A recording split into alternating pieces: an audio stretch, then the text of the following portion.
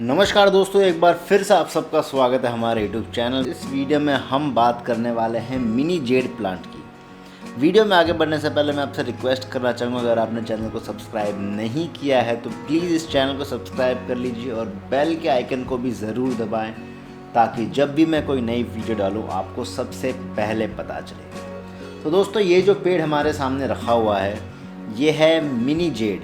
इसको लोग jade plant भी बोल देते हैं, लेकिन जेड प्लांट ये वाला होता है। इसके पत्ते आप देख सकते हैं कितने बड़े हैं, लेकिन ये जो है ये मिनी जेड है।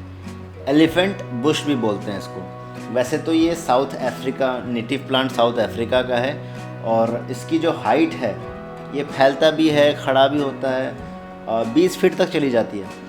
ये ईजीएस्ट प्लांट है, मतलब जो भी कोई बोनसाई बनाना सीखता है या फिर जिसका भी इंटरेस्ट जगता है बोनसाई बनाने के अंदर, तो वो इस पेड़ को ही सबसे पहले प्रेफर करते हैं, क्योंकि इसकी ग्रोथ भी जल्दी होती है एंड इजी प्रोसेस भी है। इजी टू ग्रो प्लांट होता है काफ़ी। आपने यूजुअली कभी इसके फूल देखे नहीं होंगे, लेकिन इसके फूल भी होते हैं। इस पेड़ में नहीं है। मैं स्क्रीन पे जो फोटो दिखा रहा हूँ इसमें आप देखते हैं कितने सुंदर फूल आते हैं इस पेड़ के ऊपर। इसकी केयर की बात करते हैं, ठीक है।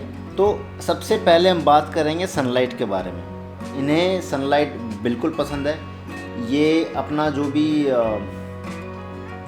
मॉइस्चर है, जो इसके अंदर जो भी पानी होता है वो अपनी स्टेम्स एंड पत्तियों के अंदर स्टोर करके रखते हैं। सनलाइट इन्हें बिल्कुल पसंद है।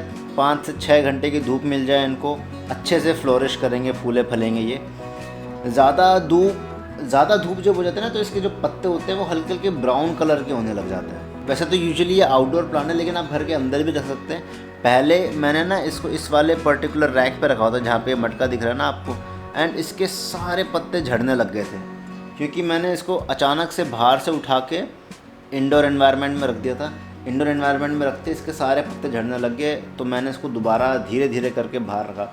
अब जब भी प्लांट को शिफ्ट करते हैं ना, तो एकदम इसको शॉक ना दें कि एकदम अंधेरे से उठा के एकदम धूप में रख दिया, फिर एकदम धूप से उठा के एकदम अंधेरे में रख दिया। पहले थोड़े दिन इसको जैसे अंधेरे से लेकर जाते तो थोड़े दिन खिड़की के पास रख दें, खिड़की के पास रख के थोड़े दिन के बाद इसको बाहर रख दें।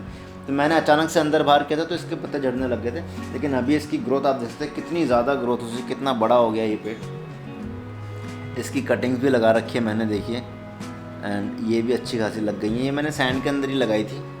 बाकी इनके ऊपर अपडेटेड वीडियोस तो आती रहेंगी। प्रोपगेशन के ऊपर भी आपको चैनल के अंदर वीडियो मिल जाएगी। आप चैनल की वीडियो लिस्ट खोल सकते हैं, उसके अंदर आपको बहुत सारी वीडियोस मिलेगी। इसलिए बोलता हूँ प्लीज़ चैनल को सब्सक्राइब कर लीजिए, क्योंकि बहुत सारी इन्फॉर्मेटिव वीडियोज़ है चैनल के ऊपर। सनलाइट का मैंने आपको बता दिया क्या क्या चाहिए। बिल्कुल हार्श सनलाइट होगी तो थोड़ी सी दिक्कत की बात है,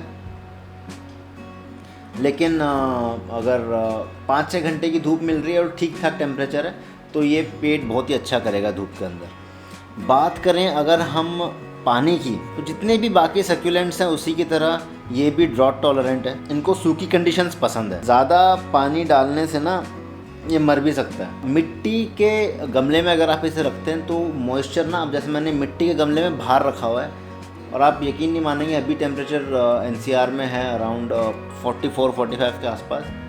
कभी कभी ऐसा होता है कि मुझे दिन में 2 बार भी पानी डालना पड़ जाता है, मिट्टी इतनी सूख जाती है।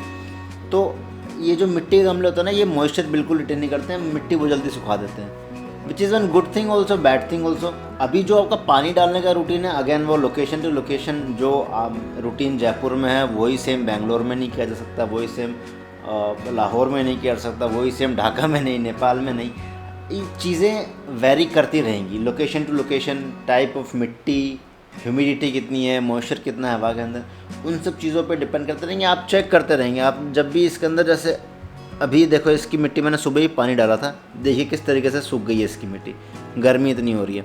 तो शाम तक मेरे को इसके अंदर दोबारा फिर से हल्का सा पानी डालना पड़ेगा। जब इसके अंदर पानी की कमी होती है तो इसकी जो पत्तियां हैं वो खुरदरी होने लग जाती हैं, रिंकल्स हो जाते हैं। आप देख के समझ जाएंगे कि कुछ तो गड़बड़ है। अभी जैसे एकदम full lush green Hari Hari हो रखी हैं, ऐसी नहीं रहेंगी, वो एकदम मुरझाई सी होने लगेंगी। तो आप देख के समझ सकते हैं कि इसके अंदर पानी की कमी आ रही है। और जब आप पानी बहुत ज़्यादा डालते हैं तो इसकी पत्तियाँ झड़ने भी लग जाती है। पहला पॉइंट तो ये है। और दूसरी बात ये है कि बहुत मोटी मोटी आपको नज़र आएंगी और पीलापन भी धीरे धीरे उनके अंदर आने लग जाता है। तो आपने वो देखना है अपने हिसाब से, कि क्योंकि पेड़ खुद ही आपको इशारे दे देगा कि ऐसी तकलीफ, अंडर वाटरिंग की तकलीफ है इसको या ओवर वाटरिंग की तकलीफ है। अब बात करें इसकी टेम्परेचर, ह्यूमिडिटी, सीज़न की। वैसे तो ये काफ़ी हार्डी प्लांट है, लेकिन कोल्ड हार्डी नहीं है, इसको ना ठंड नहीं पसंद। सेम जो इसकी कंडीशंस हैं ऑलमोस्ट वैसी ही कंडीशंस इसकी भी हैं। 18 से 25 डिग्री के आसपास इसके पास अगर टेम्परेचर है तो काफ़ी सही रहता है, लेकिन नीचे 10 डिग्री उसके नीचे चला जाता है। जैसे यहाँ पे चला भी जाता है, मतलब ये वाला जो पर्टिकुलर पेड़ है ये इसको 2 साल के ऊपर हो चुका है। एंड सर्दियों में यहाँ पर 2-3 डिग्री भी टेम्परेचर जाता है। तो ऐसा नहीं है कि पेड़ मर जाएगा, पेड़ ज़िंदा रहेगा। दोबारा जब आइडल कंडीशंस होगी इसके हिसाब से फिर से ये अपने पत्तियाँ निकालने लग जाएगा। सॉइल की बात करें, इसको गीली मिट्टी बिल्कुल भी नहीं पसंद, वेल ड्रेन्ड सॉइल चाहिए, बहुत परफेक्ट रहेगी इसके लिए। और अगर सॉइल मिक्स की बात करें तो आप बराबर इसमें गार्डन सॉइल और सैंड जो रेत होती है बजरी वो ले सकते हैं। उसके अंदर आपने परलाइट पुमेस डालना है, डाल लीजिए थोड़ी सी एरेशन के लिए। नहीं है तो भी चलेगा, मैंने तो सिर्फ इसको आई गेस सैंड भी नहीं डाला हुआ है, सिर्फ गार्डन सॉइल के अंदर उगा रखा है। एंड आप देख सकते हैं इसकी कंडीशंस कैसी हैं। पेड़ को भी थोड़ा सा टाइम लगता है मिट्टी से यूज्ड होने में, और मिट्टी, पानी, मौसम हर चीज़ आपस में रिलेटेड है। आप यूट्यूब पे वीडियोस देख लें, लेकिन आप जितना खुद पेड़ को देख के सीख सकते हैं उतना आप यूट्यूब की वीडियोस से नहीं सीख सकते हैं। आप मिट्टी देखेंगे, छू के देखेंगे, मिट्टी पत्ते दबा के देखेंगे, सॉफ्ट हैं, हार्ड हैं। आप ग्रोथ देखेंगे, नई ग्रोथ आ रही है, किस तरीके से आ रही है। तो आप जब ये सब चीज़ें देखेंगे तो धीरे धीरे आप सीखते रहते हैं। तो आपने बिल्कुल अपने हिसाब से, लोकेशन के हिसाब से अंदाज़ा लगा के काम करते रहना है, लेकिन वेल ड्रेन्ड होनी चाहिए। वेल ड्रेन्ड नहीं है, चिकनी मिट्टी है, तो आप मिट्टी का गमला ले लीजिए जैसा ये है, ताकि अगर थोड़ा बहुत मॉइस्चर रह भी जाए अंदर तो वो साइड से निकल जाए। और अगर प्लास्टिक का गमला है, सिरेमिक गमला है, तो छेद उसके नीचे जो होल्स है, ड्रेनेज होल्स, वो बड़े होने चाहिए ताकि पानी निकलने की उसके अंदर अच्छी खासी जगह रह जाए। तो सनलाइट हो गया, वाटर हो गया, टेम्परेचर हो गया, मिट्टी होगी। प्रोपगेशन बहुत ईजी है, ये सब कटिंग से ही लगाया हुआ है, आप देख सकते हैं। And summers is the right season for cutting. आप देख सकते हैं कोई भी अगर आपको शूट दिखे अच्छी, जो ज़्यादा लंबी हो, जैसे ये कितनी लंबी हो गई है, लेकिन ना मैं इसका बोनसाई बनाने के लिए इसको उगा रहा हूँ। आप अगर यहाँ से देखेंगे तो एक काफ़ी थिक पॉइंट है। मैं इसको यहाँ से कट करके एक ट्री का आकार देना चाहता हूँ, इसीलिए मैं इसके अंदर से कटिंग ले नहीं रहा हूँ। नीचे गार्डन में बहुत सारे गमलों में लगा रखा है ये वाला पर्टिकुलर पेड़, तो मैं वहाँ से कटिंग ले आता हूँ। एंड अगर आप बोनसाई बनाने में भी इंटरेस्टेड हैं तो ये परफेक्ट पेड़ है आपके लिए। सिर्फ रेत है इसके अंदर, आप देख सकते हैं,